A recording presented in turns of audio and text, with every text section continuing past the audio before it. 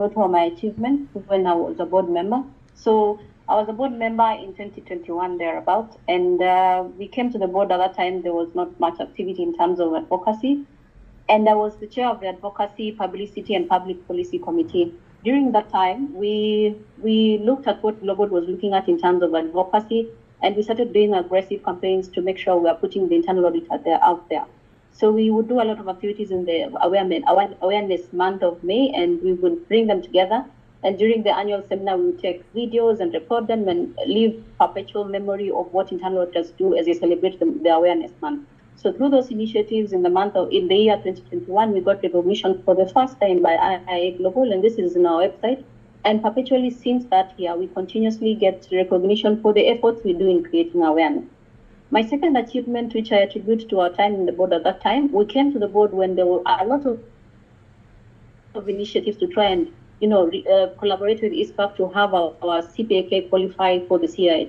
So during our board, my time in the board, we were able to hold a meeting that was a turning point with the then chairperson of ISPAC, that was SCP Mokua, and through that meeting, we were able to elaborate for them what was a missing requirement by IPAC. And through those discussions, we currently have the CIA challenge, which our CPA currently qualifies for. My third achievement is the Women in Audit Seminar. And during my time in the board, we introduced this activity to create a forum for women to engage and relate to each other. We are aware that the women, especially in internal audit, face specific or peculiar challenges that are unique to them. So we created this forum, and this has been going on perpetually since that time. Now, at a personal level, because after that I vied to be chairman of the board after my end of the term, but I did not qualify. But at a personal level, I have gone out there to try and advocate for the profession. And I do this through voluntary online sessions where members come to learn about GRC, and this has gone on since 2024 to date. I've gotten an award from ISPAC for commendation for both ISPAC and CPA and IIAK for the efforts I've done at a personal level to create awareness and place the internal auditors' activities out there. Through these initiatives of reaching out, teaching people what we do, I've had people from the business world actually hiring internal auditors because now they understand the role that internal auditors play. And as I come to the board as a chairperson, these are the things that I wish to put in place. So as a chairperson in the institute, what I intend to do differently is actually place ourselves out there. As you realize, we don't go to media spaces, we don't talk in the media about what we do. So as we agitate for a bill, for recognition in the law, we need to be heard so hard and loud so that by the time we are asking for a bill or an act of parliament, it is clear what you already do. People are not asking what we do. The second thing I would like to do is research and publications. As we agitate, we need to be able to deliberately demonstrate that what we do is actually adding value. So we can show by research and publications to show the state of the profession and where it's supposed to be in benchmarking with the world over. The third thing is to... Strategies will you use to attract funding and partnerships to support IIA Kenya programs? What strategies will you use to attract funding and partnerships to support IIA Kenya programs? In 3 minutes for each candidate, we'll start with Dorothy CHEPKOECH. Dorothy, the floor is yours. Thank you. Thank you. So to attract funding and partnerships for the IIA programs and activities, again, through my manifesto and my agenda for the commitments I'm talking about, before these partners and collaborators see the value that we add, it will be hard for them to want to be part of what we do. So my first strategy would be to see what are these new collaborations or existing collaborations that we can augment for them to see the value in partnering with us. The first one for me is to say, when we teach the public and we teach the world out there the value that internal auditing does, then they should be able to want to relate. Currently, we sort of have an ethical issue or governance issue in the country, and we are seeing a lot of those happening that are not good. And we are saying if we can place the auditor as a person that can change that perspective, then people will want to partner with us to be able to, and as we deliver our services or our activities to our members, then they can partner with us to support our funding structures. The second one is in these collaborations, how can we show value for them to participate in our activities? And this can be, for example, to bring them on board into our events and have them showcase their goodies. And this is a way to bring them to say, can they also benefit from our networks and our presence in places for them to showcase their activities? The third one is to say, for cases where there was one question during the campaign when somebody asked, how do you deal, for example, with cases like people who are not able to hear, for example, in our event. So we can bring other new partnerships, like the people who deal with issues with people with disabilities. How do we bring them on board and help have them help us in our activities, for example, interpretations or sign language interpretation in our events. And this creates a new framework for us to network with them. And it can also bring in activities that will fund our activities. The last one is on ESG and sustainability. And that is a place where there's a lot of funding, and we can go into that space by showcasing leadership in trying to initiate our ESG and making our activities at the Institute sustainable, and also trying to help steer the conversation of ESG and sustainability in our country generally by coming up with a framework for the same. So those are the initiatives that we'll put in place to try and get new partnerships and collaborations to fund our activities at IIAK. Thank you. What are the challenges facing internal auditors in Kenya? And how would you lead the Institute towards addressing them for enhanced conformance to the standards? I'll read that again. What are the challenges facing internal auditors in Kenya? And how would you lead the Institute towards addressing them for enhanced conformance to the standards? Under 3 minutes, I'll start with Lillian Wange. Repeat the second part of the question. Okay, so the second part is, how would you lead the Institute towards addressing the challenges for enhanced conformance to the standards? Okay. So thank you again for the question. So the first question was the challenges that internal auditors face. So from the various discussions and my experience, this challenge of positioning, it doesn't affect the public sector only, but you have also seen in adverts for internal audits in the private sector, sometimes we have a reporting structure that is not, people keep asking, is this correct? So the positioning challenge is something that ails this profession, and more than us agitating for a bill, I think it's creating that knowledge that why do we want the internal auditor to be positioned at a certain level? And for me, this can only be created or can only be solved not only by getting a bill, because the bill cuts both ways. It will ask questions of the auditor and for the stakeholders. For me, even as we agitate for the bill, which we were working together with the approval of Global, and we are going to progress towards having a bill. But for me, it's for creating that knowledge in the stakeholders that the reason we position the internal auditor is at that level is so that they can be able to question their peers.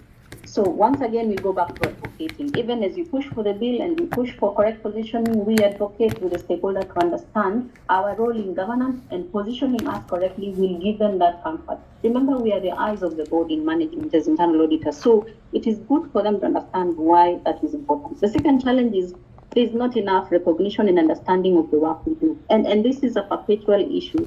It might come out as people thinking we don't quite work, because there's a perpetual question of where was the auditor.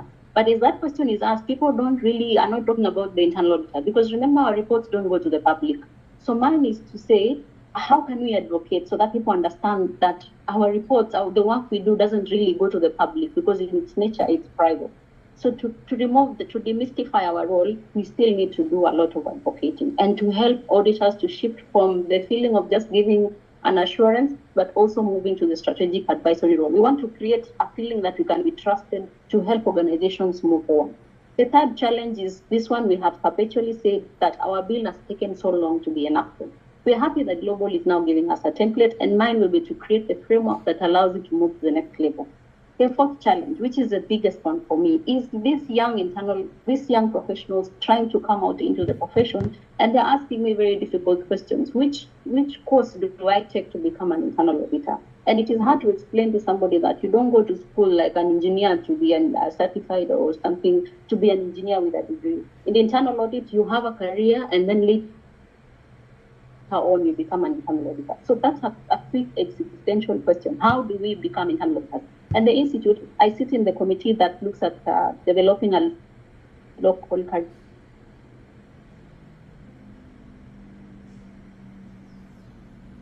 and then as we have the ability to work together with that. So to help organizations and internal Thank you. Many professional bodies struggle with member engagement beyond certification programs. What tangible, measurable impact has the Institute of Internal Audit Kenya had on the careers of its members in the last 5 years? And how do you plan to elevate this impact? I'll take it again slowly. Many professional bodies struggle with member engagement beyond certification programs. What tangible, measurable impact has the Institute of Internal Audit Kenya had on the careers of its members in the last 5 years? And how do you plan to elevate this impact? So you have 5 minutes to answer that. So proceed. Thank you. So the question on impact, and I am coming in with this tagline of visioning the future and impactful leadership. So impact is about, what value do you see in being a member of the Institute? And this is a question members can ask, and you can interpret it in seeing that we are this number of members, but only about a third of it participates either in this selection or in activities related to the Institute. So that's a good question to ask, what is this impact? And impact on career would mean, for example, if I today become a certified internal auditor, does it mean I can agitate for a promotion at work? If I am a CRMA, does it differentiate me? Does it add any value to me? Because then people are asking, why should I remain as a member of the Institute? So in the past 5 years, because I would not have the exact details, not being an insider in the Institute, but I see it from the outside. And find the IIA because they say that it is actually impactful and speaks to the actual work that they do. So bring quality training activities, quality content, and that is relevant to the work we do. That's because it educates them. I'll give my example. When I joined internal audit, I did not have any background in internal auditing, but by joining the Institute, I was able to get access to knowledge, materials that is unique only to the profession. So that is the kind of impact in that it builds the capacity. And this one I have particularly participated and actually even encouraged my own audit community members to attend training by the Institute because it creates specific capacity for them to be able to deliver in their work. The other one I've seen is when we do these certifications, because we encourage people to do certification on internal audit to differentiate you, because before you needed to be a CPA to be an internal auditor, but the future is such that we'll have other people being internal auditors who are not only accountants. So the impact is that by being a certified internal auditor, it would separate you or differentiate you and we are able to say this is actually the person that can do the job. So what we can do in future is maybe create that in the scheme of service so that it is recognized as a qualifying certification for you to benefit from a particular element in the career progression. The other one is we define our laws. We are talking about defining how to become an internal auditor. Perhaps then, and I know that even the accountants are yet to do this, we need to define them. As we even move our internal auditors from being just internal auditors to practitioners, can we then define in our bill that this is how much you should charge or this is how much you should pay for an internal auditor? That would begin to add value to the role that internal auditors are actually benefiting. The Internal Auditors Institute of Kenya also does the annual seminar, and these are perfect for networking, for people to learn from each other, to engage. And we've also seen the awards, which are creating recognition. And once people start to see these recognitions, they begin to appreciate the internal auditor. And this is an indirect value add to the internal auditor in terms of the value that the institute is presenting. Then for me, the future needs to prepare the internal auditor to be able to offer strategic advice. So what can we do then to build that capacity? Can we create programs to develop leaders in the institute or in the profession? We should not only focus on the HIAs. There's a whole spectrum of internal auditing, which has people who are doing ICT audit, people who are doing operations audit, people who are doing technical audit. So how do we create a spectrum for them to grow in the profession and see what leadership of that profession looks like? So mentorship programs, leadership development, because you not only want an internal auditor, but you want an internal auditor who can actually lead. the current standards look at the CAE almost as a father figure or a mother figure in the department. So we need to be able to create that framework. So we hand over the baton to the people that come after us. So in the future, we also need to create, creativity hubs for development of the AI. We are moving to a more tech environment. So another way to impact value by not only certifications and training is to create a hub for the people who are already showing leadership in this spectrum to come together and say, can we help each other to see how we can move along with the technology, see how to develop intelligent AI that speaks to our own environment, to our own Kenyan framework. And this would create a valuable way of people learning from each other and moving forward. So I would also suggest moving forward, and it is easy to implement. Can we create more online forums? Because meeting online is easier. And this is for all levels of internal audit, so that people can be able to relate, learn from each other, and develop each other as we grow in the profession. So thank you. Thank you. Question. And the question goes, if you had unlimited authority to disrupt and redesign the internal audit profession in Kenya, what radical change would you implement first? If you had unlimited authority to disrupt and redesign the internal audit profession in Kenya, what radical change or changes would you implement first? So if you're comfortable, Dorothy, you can take it up. 5 minutes.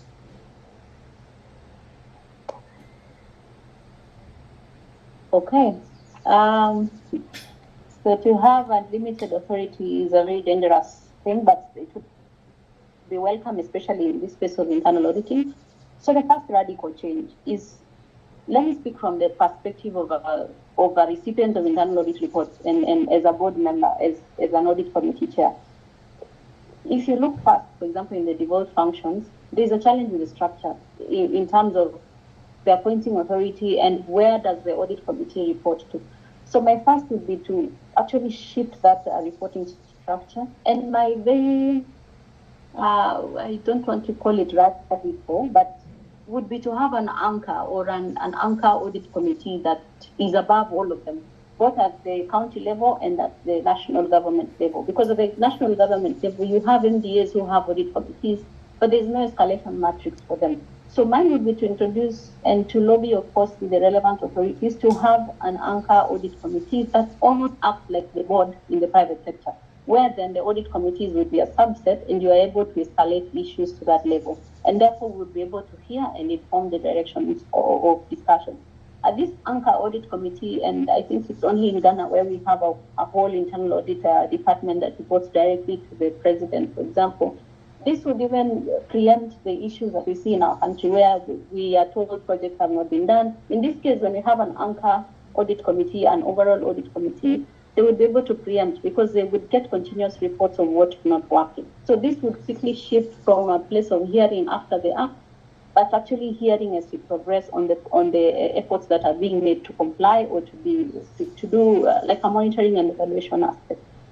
The second radical thing I would do if I had unlimited power is to actually position the internal auditor at that level where they report as required by the standards, administratively to the accounting officer and functionally to the audit committee. And if I had unlimited power, this would be the first thing to fix. And this is to enable the internal auditor to have authority, and especially in the public sector where it matters what level you are.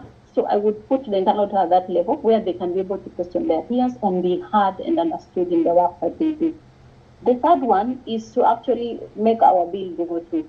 And this, I know it has both ways of regulating the profession, but also creating a very clear framework of who is this internal auditor. And in this regulation, in this bill, we would actually put a lot of emphasis on the role of internal auditing as a function that supports good corporate governance. So if you have the bill, it would define and it would be clear who should respond to who, what questions should be asked of the internal auditor, and also what is the correct placement in terms of positioning and also in the law, so that we have a strong backing for the things that we are agitating for. So I would enact the bill very quickly and define the powers of the internal auditor and how the people become one. The fourth one is to say that our economy is supported by MSMEs, and we are clear that internal auditing is not mandatory per se, unlike the statutory audit. So mine would be to create a framework that would enable the MSMEs to have a form of governance framework that would also introduce internal auditing to them. Maybe perhaps by doing that, we would stop them from, not going past the 5th year. And this would stabilize the way the MSMEs are run and make them efficient and effective to continuously support our economy. So I would promote the internal auditing in the MSME sector. And finally is, we have already risk management guidelines and principles that are yet to be gazetted. I would actually encourage that as you look at zero fault audit, the thing I would do that is radical is to shift this perception of the thinking that the auditor will actually fix it. My view is that the second line should fix it. So we should promulgate these risk management guidelines and implement them so that we are able to handle things before they move to third line assurance. So those would be my 4 key things that I would quickly fix if I had unlimited power. Thank you. Persistent challenges, including but not limited to internal audit legislation. The draft internal audit bill has been frozen for some time now. Our sister Institute of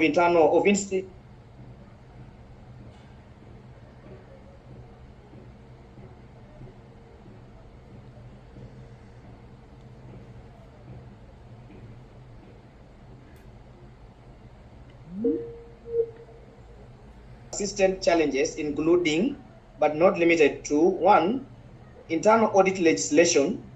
That is one challenge on internal audit legislation, where we've had the draft internal audit bill, which has been frozen for some time. Another challenge is that our sister institute, that is ISPAC, has continued to eat into the institute's mandate. For example, training into the global internal audit standards. What do you think we need to do so that we safeguard the institute's mandate as the Institute of Internal Audit? You have 3 minutes to take that. Dorothy. Okay, thank you. So the first question speaks to the challenge that we have talked about, that our bill has taken a very long time to get implemented, and the challenge is in how we relate to the Global Institute. And from yesterday's update from our current chair is that there's been a lot of progress, and currently now we have a template, I think, which should be implemented from the month of April that Global has developed for us. So this will unlock the lock that had happened, and so we'll be able to move now with the template that has been provided to, I believe we will have significant progress from there, because now we have a framework to work with, and it will be easy for us to have significant progress. On the part of our sister institute taking over some of the trainings like GIAS or audit committees and the like from us, we operate with the GIS, and it is a framework that applies to the Institute of Internal Auditors. So first, I think would be to have an MOU with this PAC and agree that perhaps see these shared audiences that we have, and we have an MOU that says when it is internal audit measure which speaks to the Institute of Internal Auditors, then we can have it steered or done through the Institute of Internal Auditors. And when we have needs from our audiences that require the accounting part of this profession, which is the strength of ISPAC, then we would have them do it, or we would then collaborate and say that we would use facilitators from IIA for the case of the matters that speak to our profession. And I think it should also be understood that the IIA, for us to operate within the IPPF and the framework, it means there's a way we relate to the IIA Global, which ISPAC would not have because they relate to IFAC in that way. So where there is a place of intersection or connection between the two institutes, it should be clear to deliberate and agree and say this is how we relate with each other so that it doesn't interfere. At the bare minimum, we would then agitate for saying if we get the same CPD hours for the two events that are interchangeable, then that would reduce the risk or the feeling that it is our space is being encroached on. We are also aware that the way the IIA works is purely out of advocacy. So there's no necessitation to actually license an internal auditor to practice.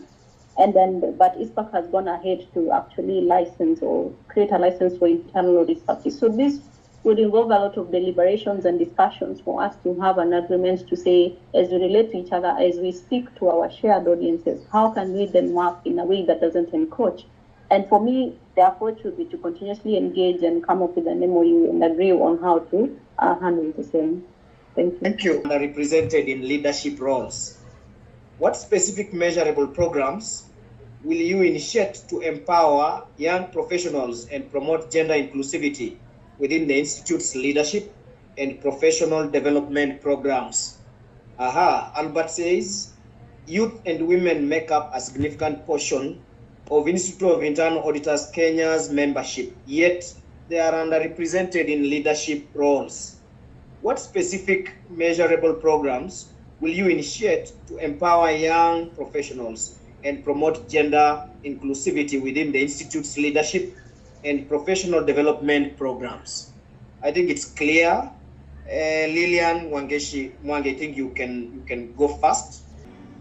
Okay, thank you very much. So it's a question of, and I addressed it when I was talking about in my manifesto about expanding skill set and the mentorship. So there's a risk of us, and that was the other question that was asked, what is the value in these certifications? Are we just going to add papers onto papers, or what is the real impact? So when you talk about youth and women, that's usually the vulnerable group. And it goes together with the other question that had been asked about involving the other differently abled people. So in our profession, we tend to want to be enclosed, to only think about particular things, like how do we increase certifications. My approach would be different, and this we would do through advocacy. Currently, the Institute has actually created a type of membership that is for students. So, but then we go back to the question, how do I become an internal auditor? Remember, it's going to be almost impossible for a graduate of BCom to come from their graduation to become an internal auditor. Usually the process is through you've understood processes and what in the organization, then now you become the internal auditor. So we would need to actually completely think out of the box, to think how do we then bring these young professionals into the profession.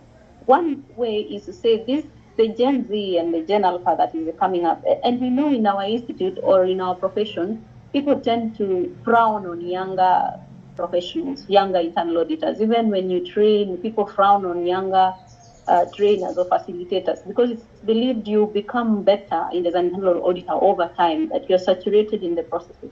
My view is different. When we bring the young people, these are people who have very creative ways of doing things. So we can create a framework for them to think about Vision 2035 in internal auditing. Because their membership is free, then can we create a framework for them to help the institute with ingenious ideas? These people are very brilliant. Can we create a forum and a framework for them to give ideas of how we can make this profession more, agile and receptive of what the future believes of them?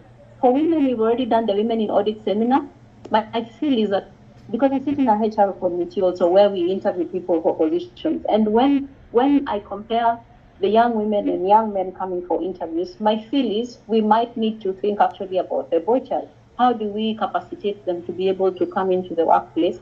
And so we should not only think of women, but we should also start incorporating the boy child in that spectrum. And I'm sure it's covered in the youth sector, but we should start thinking of how to enable them to fit in a framework that they operate together. So again, curriculum development. How can we make that career path very clear so that it's not vague? That when I go to the university, we start creating people with risk mindset earlier on in their career, so that even as they come to internal auditing, they are aware that they are auditing in a spectrum of risk and actually checking if we are working to make sure we are keeping risk at a place that organizations can still attain objectives. So mine would be to rethink that whole entire process. First, let the curriculum be correct, let it be there to start the career, and then create mentorship and bring them into leadership and create a continuum. Thank you. Alfred, that was a very good session. Thank you so much. Like you said, we're very excited. We have quite a number of questions, and we are really happy we have former chairpersons here. And this clearly shows that we are really supporting our two candidates. Yeah. And so just two more questions from our members. And And once again, we'll give them the candidates 3 minutes just to answer. Okay, so the first question speaks to subscription. So it's the person is the initials are EN. I wasn't able to fathom who that person is, but EN asked, can the candidates confirm that IIA is just not a subscription-based body with little known impacts? That is question 1. Can the candidates confirm that IIA is not just a subscription-based body with little known impacts? And what will you do to change this, especially on CPD? I'll repeat that. Can the candidates confirm that IIA is not just a subscription-based body with little known impacts? And what will you do to change that, especially on CPDs? I'll give Lilian Wangeshi Mwangi the first opportunity. The question is layered, as in the person asking the question, I believe, understands that the ask is a layered ask. So, I mean, it's not only subscriptions that the IIA does. And if we look at the law of Kenya and Mongozo and the PFM and the regulations, they speak about establishing an audit committee and any other thing. So the work of internal audit is actually well protected in the law. And this institute is meant to build capacity and develop that internal auditor to be able to deliver that value. But when we talk about CPDs, you realize if you're not a CIA, you will not actually, the CPDs you get through the IA trainings might not end up being counted in your professional development. And so the question, I think the person is asking, how do we then convert it to ISPA? And it goes to our question of existence as internal auditors, and then speak down to the deal. Because once we define how to become an internal auditor through the law, the one we are agitating for, it will say, for example, you have to have gone through this program to become an internal auditor.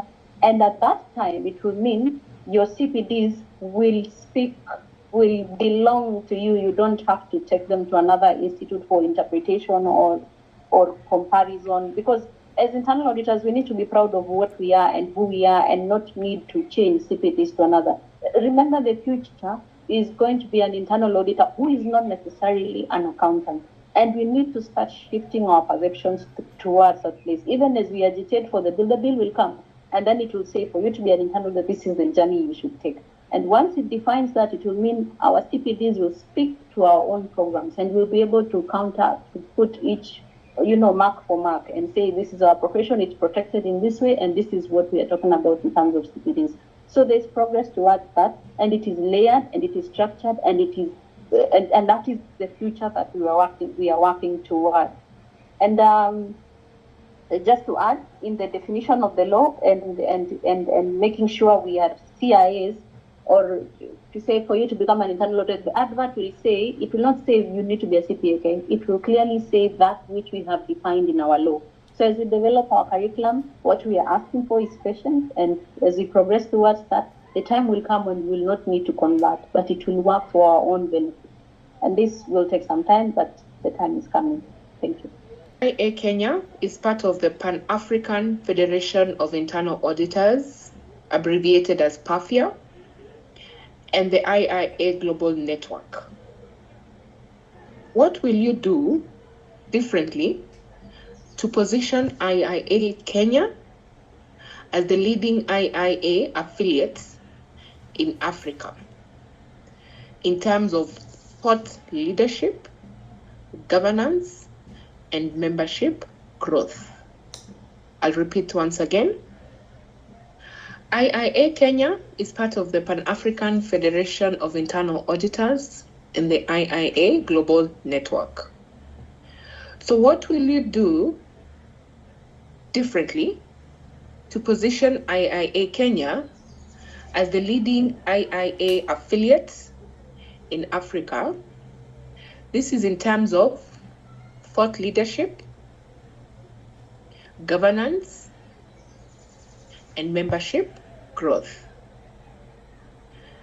If that is well understood, Dorothy, in 3 minutes, the floor is yours. Thank you.